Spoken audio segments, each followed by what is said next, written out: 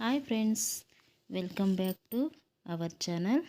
ನೀವು ನೋಡ್ತಾ ಇದ್ದೀರಾ Shilpa kitchen and fashion YouTube channel. ನಾನು ನಿಮ್ಮ ಶಿಲ್ಪ. ಇವತ್ತಿನ ವಿಡಿಯೋದಲ್ಲಿ ಪೂರಿ ಮತ್ತು ಸಾಗು ಮಾಡೋದನ್ನು ಈ ವಿಡಿಯೋದಲ್ಲಿ ತೋರಿಸ್ತಾ ಇದ್ದೀನಿ. ಹಾಗಿದ್ರೆ ಬನ್ನಿ ಇವತ್ತಿನ ವಿಡಿಯೋಗೆ ಬೇಕಾಗುವಂಥ ಇಂಗ್ರೀಡಿಯೆಂಟ್ಸ್ ಏನಂತ ನೋಡ್ಕೊಂಬರೋಣ. ನಾನಿಲ್ಲಿ ಒಂದು ಬೌಲಲ್ಲಿ ಗೋಧಿ ಹಿಟ್ಟು ಹಾಕ್ಕೊಂಡು ಮಿಕ್ಸ್ ಮಾಡ್ಕೊತಾ ಇದ್ದೀನಿ. ಪೂರಿಗೆ ಗೋಧಿ ಹಿಟ್ಟು, ರುಚಿಗೆ ತಕ್ಕಷ್ಟು ಉಪ್ಪು ಮತ್ತು ಸ್ವಲ್ಪನೇ ನೀರು ಸೇರಿಸ್ಕೊಂಡು ಕಲಿಸ್ಕೊತಾ ಇದ್ದೀನಿ. ಇಲ್ಲಿ ಆ ಥರ ಎಲ್ಲ ಮಿಕ್ಸ್ ಮಾಡ್ಕೊಬೇಕು. ಸ್ವಲ್ಪನೇ ನೀರು ಹಾಕ್ಕೊಂಡು ಮಿಕ್ಸ್ ಮಾಡ್ಕೊಬೇಕು. ಒಂದೇ ಸಲ ನೀರು ಹಾಕೋಕ್ಕೆ ಹೋಗಬೇಡಿ, ಸ್ವಲ್ಪ ನೋಡ್ಕೊಂಡು ನೀರು ಹಾಕಿ. ನೋಡಿ, ಈ ಥರ ಕಲಿಸ್ಕೊಬೇಕು. ಅಷ್ಟು ಗಟ್ಟಿನೂ ಇರಬಾರ್ದು, ತೆಳುವೂ ಇರಬಾರ್ದು.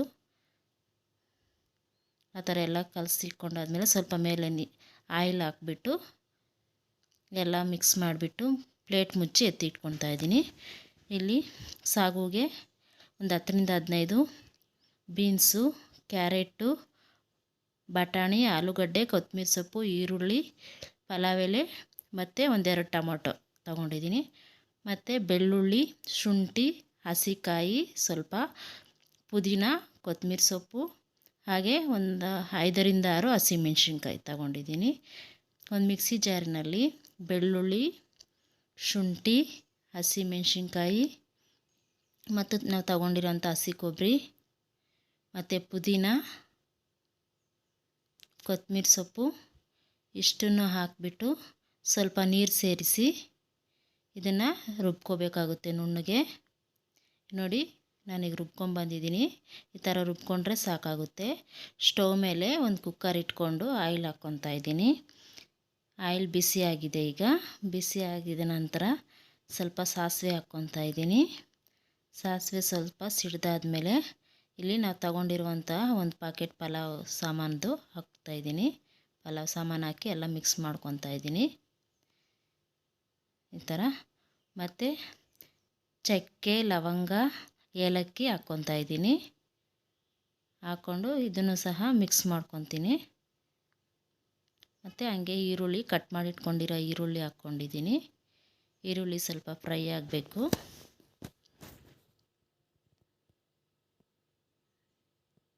ಹಸಿ ವಾಸನೆ ಹೋಗಬೇಕು ಈರುಳ್ಳಿಲಿ. ಸ್ವಲ್ಪ ಕಲರ್ ಚೇಂಜ್ ಆಗುತ್ತೆ ಈರುಳ್ಳಿ.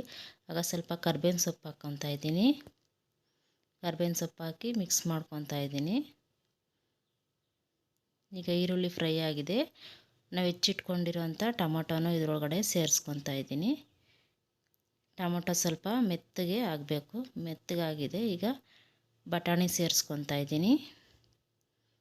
ಹಾಗೆ ಕ್ಯಾರೆಟು, ಕಟ್ ಮಾಡಿ ಇಟ್ಕೊಂಡಿರೋಂಥ ಕ್ಯಾರೆಟನ್ನು ಸೇರಿಸ್ತಾ ಇದ್ದೀನಿ.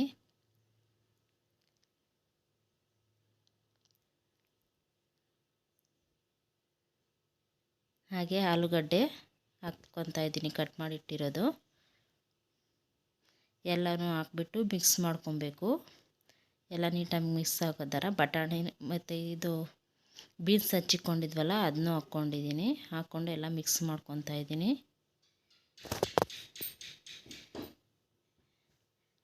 ಸ್ವಲ್ಪ ಫ್ರೈ ಆಗಬೇಕು ಎಣ್ಣೆಯಲ್ಲಿ. ಫ್ರೈ ಆಗಿದೆ. ಈಗ ನಾವು ರುಬ್ಬಿಟ್ಕೊಂಡಿರುವಂತಹ ಮಸಾಲೆ ಹಾಕ್ತಾಯಿದ್ದೀನಿ. ಮಸಾಲೆ ಹಾಕ್ಬಿಟ್ಟು ಜಾರಲ್ಲಿ ಸ್ವಲ್ಪ ಮಸಾಲೆ ಇರುತ್ತಲ್ಲ ಅದಕ್ಕೂ ಸ್ವಲ್ಪ ನೀರು ಹಾಕಿ ಮಿಕ್ಸ್ ಮಾಡಿ ಅದಕ್ಕೆ ಹಾಕಿದ್ದೀನಿ. ಮತ್ತು ನೋಡಿಕೊಂಡು ನಮಗೆ ಎಷ್ಟು ನೀರು ಬೇಕೋ ಅಷ್ಟು ನೀರು ಸೇರಿಸ್ಕೊಬೇಕು. ಇದಕ್ಕೆ ನೀರು ಸೇರಿಸ್ಕೊಂಡು ಮಿಕ್ಸ್ ಮಾಡ್ಕೊಬೇಕು. ನೋಡಿ, ಈ ಥರ ಎಲ್ಲ ಮಿಕ್ಸ್ ಮಾಡಿಕೊಂಡು ನೋಡ್ಕೊಬೇಕು ನೀರು ಸಾಕಾಗುತ್ತಾ ಇಲ್ಲ ಅಂತ. ಜಾಸ್ತಿ ನೀರು ಹಾಕ್ಕೊಳಕ್ಕೆ ಹೋಗಬೇಡಿ. ಹಾಗೆ ರುಚಿಗೆ ತಕ್ಕಷ್ಟು ಉಪ್ಪು ಹಾಕ್ತಾಯಿದ್ದೀನಿ ನಾನಿಲ್ಲಿ.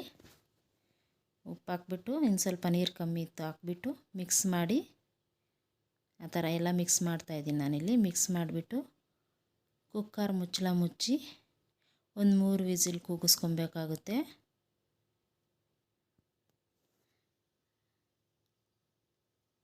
ವಿಸಿಲ್ಗೆ ಹಾಕ್ಬಿಟ್ಟು 3 ವಿಸಿಲ್ ಬರೋಕ್ಕೆ ಬಿಟ್ಬಿಡಬೇಕು.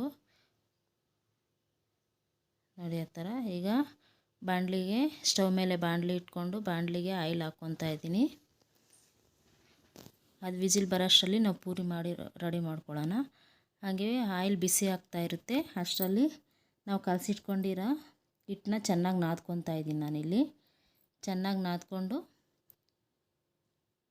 ಸ್ವಲ್ಪನೇ ತಗೊಂಡು ಪೂರಿ ಥರ ಮಾಡ್ಕೊಳ್ಳೋಣ. ಈ ಥರ ನೋಡಿ, ಈ ಥರ ಮಾಡಿಕೊಂಡು ಪೂರಿ ಸೈಜ್ಗೆ ನಮ್ಗೆ ಎಷ್ಟು ಬೇಕೋ ಅಷ್ಟು ಕಟ್ ಮಾಡ್ಕೊಬೇಕು. ಕಟ್ ಮಾಡಿ ಆ ಥರ ಫ್ರೆಶ್ ಮಾಡ್ಕೊಬೇಕು. ವೀಡಿಯೋದಲ್ಲಿ ತೋರಿಸ್ತಾ ಇರೋ ಥರ ನೋಡಿ, ಆ ಥರ ಫ್ರೆಶ್ ಮಾಡ್ಕೊಂಡು ಸೈಡ್ಗೆ ಇಟ್ಕೊಬೇಕು. ಎಲ್ಲ ಪೂರಿನೂ ಇದೇ ಥರ ಮಾಡ್ಕೊಬೇಕು ನೋಡಿ. ಈ ಥರ ಲಟ್ಟಣಿಗೆಯಲ್ಲಿ ಲಟ್ಟಿಸ್ಕೊಬೇಕು. ಸ್ವಲ್ಪನೇ ಹಿಟ್ಟು ತಗೊಂಡು ಲಟ್ಟಣಿಗೆಯಲ್ಲಿ ಲಟ್ಟಿಸ್ಕೊಂಡು ಸೈಡ್ಗೆ ಎತ್ತಿಕ್ಕೊತಾ ಇದ್ದೀನಿ ನಾನಿಲ್ಲಿ ನೋಡಿ. ಸ್ವಲ್ಪ ಜಾಸ್ತಿ ದಪ್ಪನೂ ಇರಬಾರ್ದು, ಜಾಸ್ತಿ ತೆಳುವೂ ಇರಬಾರ್ದು, ಒಂದು ಮೀಡಿಯಮ್ಗೆ ಮಾಡ್ಕೊಬೇಕು ಪೂರಿ ಅನ್ನೋದು.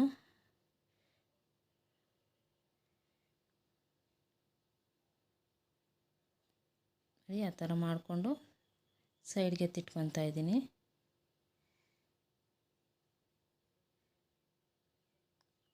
ನೋಡಿ. ಆ ಥರ ಅಷ್ಟು ದಪ್ಪ ಇದ್ದರೆ ಸಾಕಾಗುತ್ತೆ. ತುಂಬ ತೆಳ್ಳಗೆ ಮಾಡ್ಕೊಬೇಡಿ, ತುಂಬ ದಪ್ಪನೂ ಮಾಡ್ಕೊಬೇಡ್ರಿ.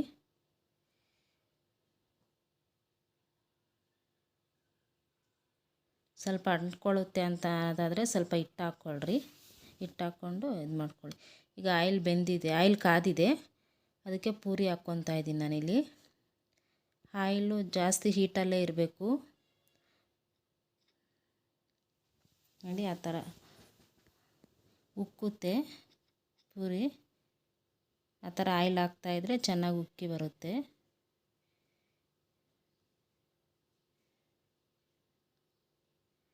ಅದೇ ಥರನೇ ಇನ್ನೂ ಇರೋ ಪೂರಿಗಳೆಲ್ಲ ಆಯಿಲಲ್ಲಿ ಹಾಕ್ಕೊಂಡು ಬೇಯಿಸ್ಕೊಬೇಕಾಗುತ್ತೆ.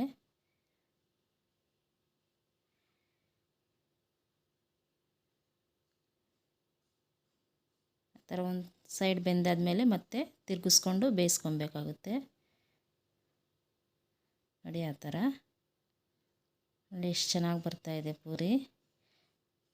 ಅದೇ ಥರನೇ ಎಲ್ಲ ಪೂರಿ ಮಾಡ್ಕೊಬೇಕು. ಇಲ್ಲಿ ಕುಕ್ಕರ್ 3 ವಿಸಿಲ್ ಬಂದು ತಣ್ಣಗಾಗಿದೆ.